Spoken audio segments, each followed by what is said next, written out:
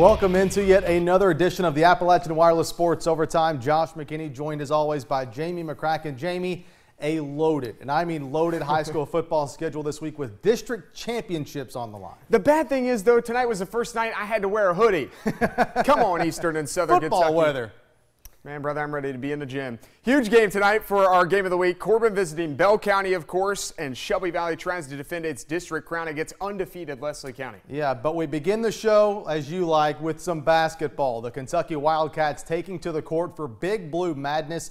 Our own Lauren Cash was in Lexington and has more from UK's signature event. Well, to absolutely no one's surprise, Big Blue Nation packed out Rupp Arena Friday night for Big Blue Madness. The women's team, the UK Hoop Squad, got everything started. Last year's Miss Basketball and Bell County's own Macy Morris among the introductions for the women's team. Now, Matthew Mitchell is known for his performances during Big Blue Madness, but this year he tried to act like he didn't have anything planned. But of course he did.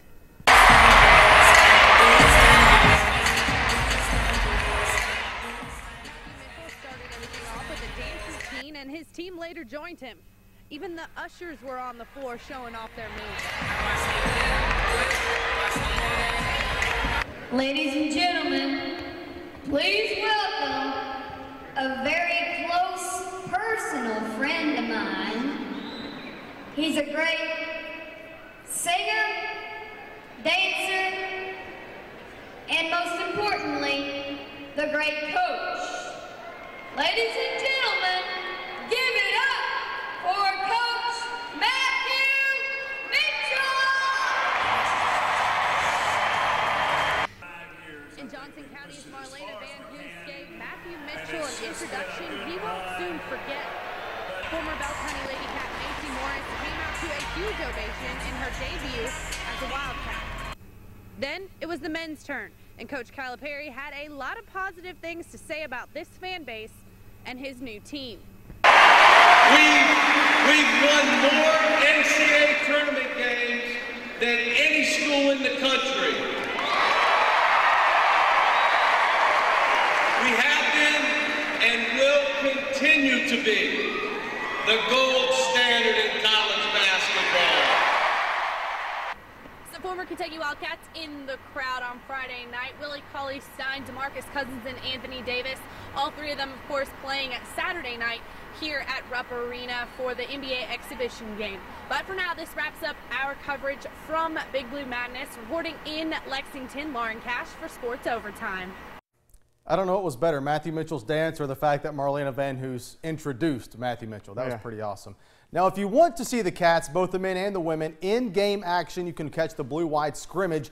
That is set for Tuesday, October 27th at Rupp Arena. Jamie, you will be up there in a couple weeks. The game is set for a 7 o'clock start and will be televised on the SEC network. The men play their first exhibition game on Monday, November 2nd against Ottawa and open the regular season at home on Friday, the 13th of November versus Albany. I'll also be at the NBA game tomorrow. That'll be fun. You will. That's going to be a lot of fun. Straight ahead, we get going with some high school football. Yay, that's what we do it for. We'll have the Larky Bowl at Perry Central, little baby Larky versus his dad in our Appalachian Wireless game of the week between number 8 Corbin and number 6 Bell County.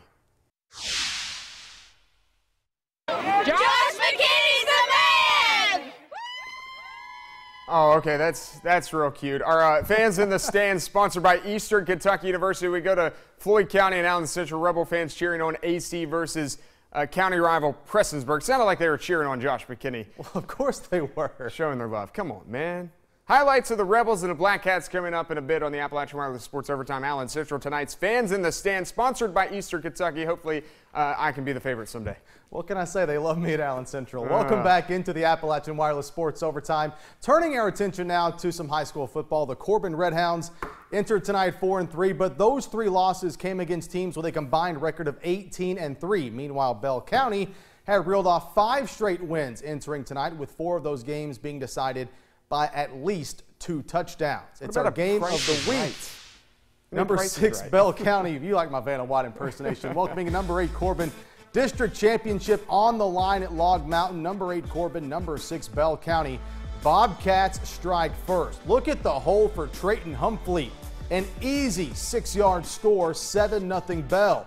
Later in the first, Peyton Collett The quick screen to Austin Asher runs it in for the 7-yard score. Bobcats up 13-0.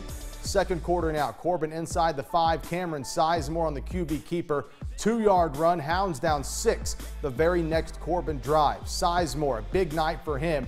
Keeps it on the option, runs up the gut, dives across the goal line. We're tied at 13. U-Pike top plate contender. Same score in the third. Corbin puts the ball on the turf, and it's Humfleet who scoops it up, and it's Humfleet who returns it to the house. He literally just scores touchdowns. In any way, shape, or form. That's all he does. 2013 over Corbin, late fourth quarter. The Red Hounds. Who is it? Cameron Sizemore, another option keeper. Big touchdown, 27-20 Hounds. 2 minutes to go. Last chance for Bell. Call it, pressured, call it.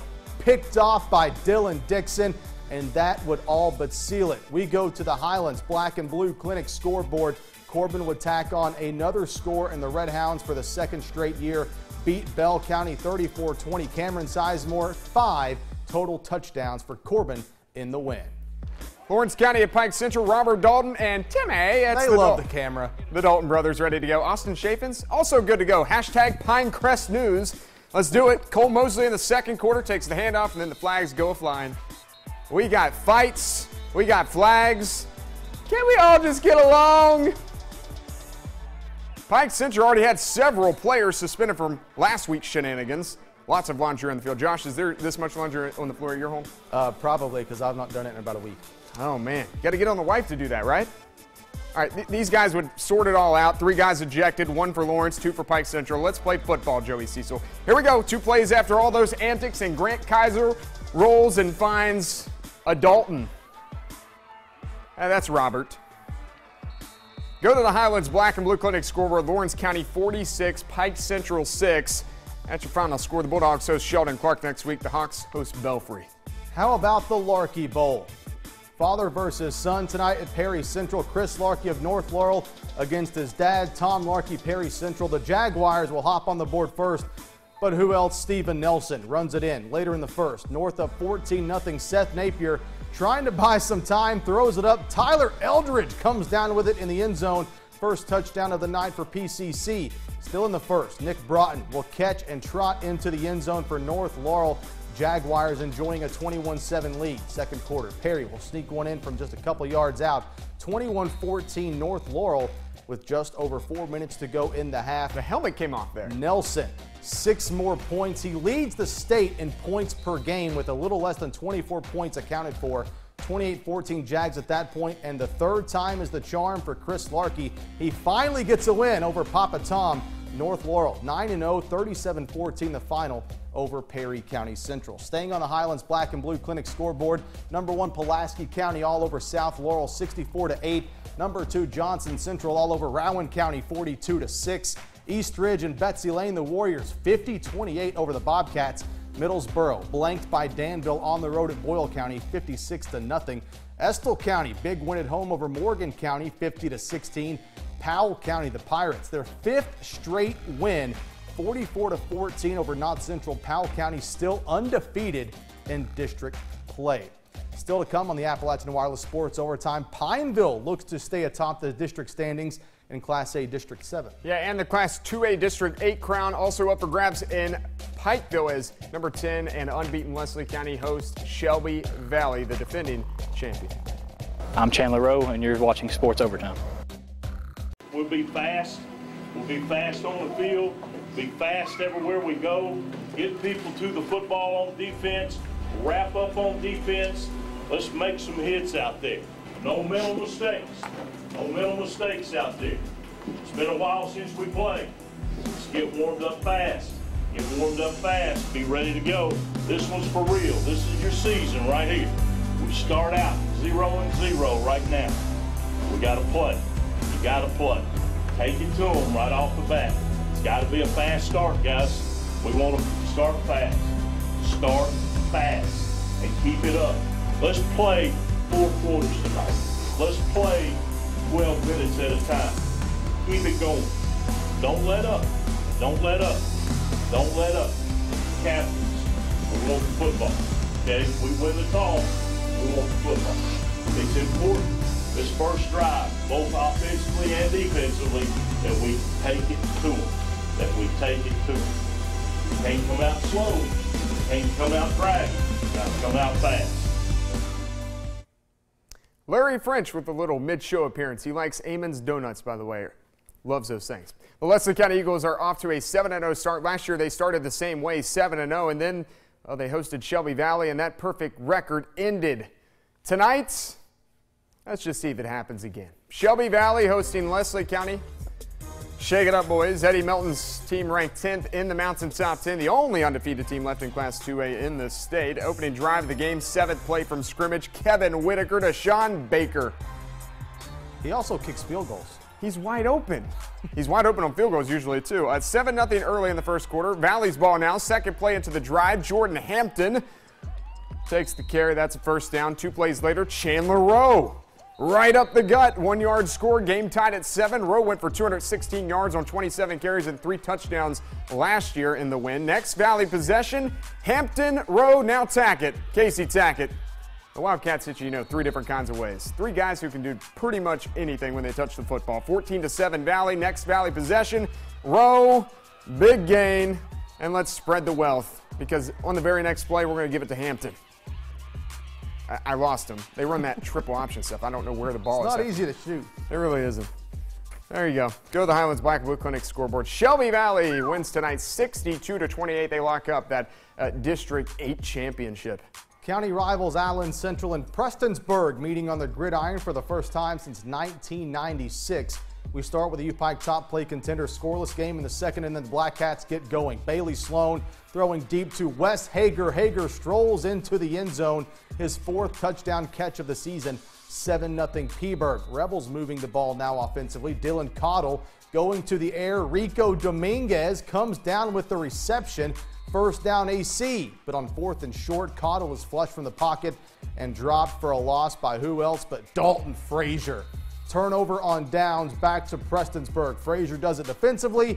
Frazier can do it offensively. Ensuing drive, he punches it in for his 10th touchdown of the year, 14-0.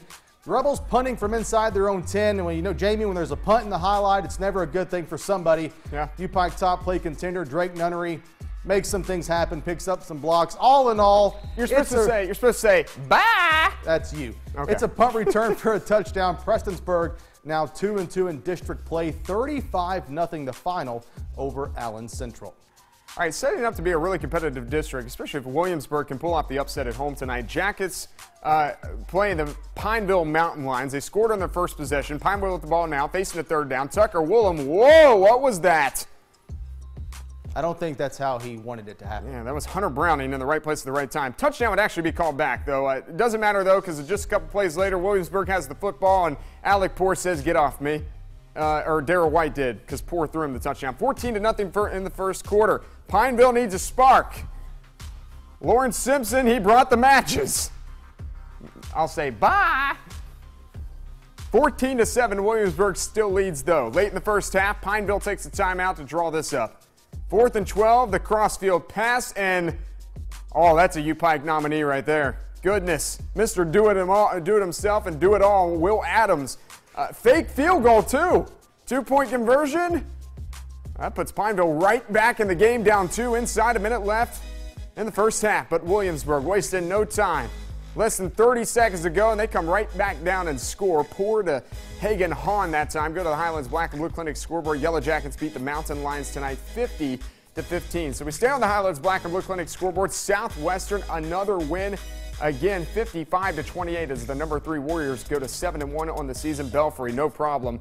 They take care of Sheldon Clark 52-6. The Pirates will go to Pike Central next week. Pikeville 53-0. They blank Phelps as the Panthers are 6-2 on the year, and Hazard takes care of business against South Floyd 42-6. Staying on the Highlands Black and Blue Clinic scoreboard, Rockcastle County all over Clay County 41-6. Second win in a row for the Rock. And then Harlan County, look at that score. Big win. 93 points tonight. So combined 50-43, Harlan County takes care of Whitley County. And finally, Harlan, the Green Dragons. We just saw that district a little bit ago with the Pineville highlights. Harlan takes care of Linkamp 62-28. Much more to come on the Appalachian Wireless Sports Overtime, but as we go to break, here is a look and breakdown of this week's Alice Lloyd College Mountain Top 10.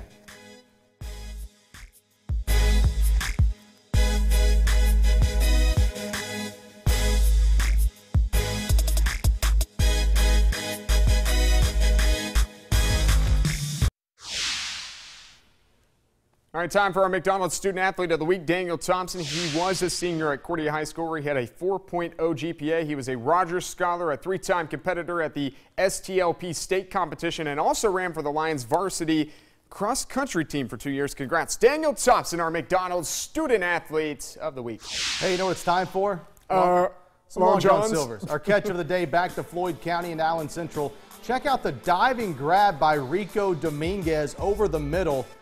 Great effort, great catch. The Rebels, though, would fall to county rival Prestonsburg 35-0. But Rico of Allen Central providing us with tonight's Long John Silver's catch of the day. How about let's get you set for the Saturday slate. This weekend's football action sponsored by Union College. Same thing as last week, Jamie. A couple of games of interest, but everybody's just about on the road. Mid-South Conference tomorrow. Cumberland's on the road to Grayson for a meeting with Kentucky Christian. Union also on the road tomorrow. They go for their first win ever at Georgetown to battle the Tigers. Georgetown sits atop the standings in the Mid-South East Division. Yeah, we do have a team, though, that is home. That's the UVA Wise Cavaliers. Welcome in the Hilltoppers of West Liberty for a Mountain East Conference matchup in Eastern Kentucky. They're on the road at Southeast Missouri State. Colonel's pretty impressive performance last time out against Kentucky. Switching from football to the hard one, back and forth we go. Another season of high expectations for John Calipari and the Kentucky Wildcats, and that was your That was my line, so I'm stealing your line. For the third straight season, the Cats are preseason #1 in the Coaches Bowl, but this season's team will be much different than last season's and will need to be coached differently. Cal says the days of playing 9 and 10 guys, that's in the past. We will be fine because we can block shots at like probably 3 positions. Look, I'm not going to be playing 10 guys. I just don't see it. Probably playing 7, maybe 8. And those guys got to fight for that time. And if a guy on this team deserves to play 38 minutes, he will. I've done that before. If anybody else deserves to play, then that player will get less minutes. But we're not, this isn't 8th grade basketball. Did you know it wasn't 8th grade basketball? Yeah, I guess. SEC is not 8th grade basketball. Thanks, Cal. Another Appalachian Wireless Sports Overtime in the books now. Just 2 weeks remaining until the real season starts in the playoffs. Can I just steal the rest of your lines for the rest of the show? More district championships to be decided next week, but tomorrow some basketball to get to. Woo! We will preview our coverage area college basketball teams. A ton of previews to get to tomorrow. And you, my friend, will be in Lexington again this week for the New Orleans Pelicans and the Sacramento Kings exhibition game. That will be a lot of fun. Anthony Davis, Rajon Rondo. And Boogie. That's my favorite. Cauley-Stein. But we'll have that as well. And Marshall Henderson. And Marshall Henderson of Ole Miss, of course. Thank you, as always, for watching. Tune back in tomorrow. Lauren Cash and I will be on hand again. He'll be in Lexington. But until then. Usually I'm sad to miss the show, by the way, but tomorrow is an exception. Have a good night.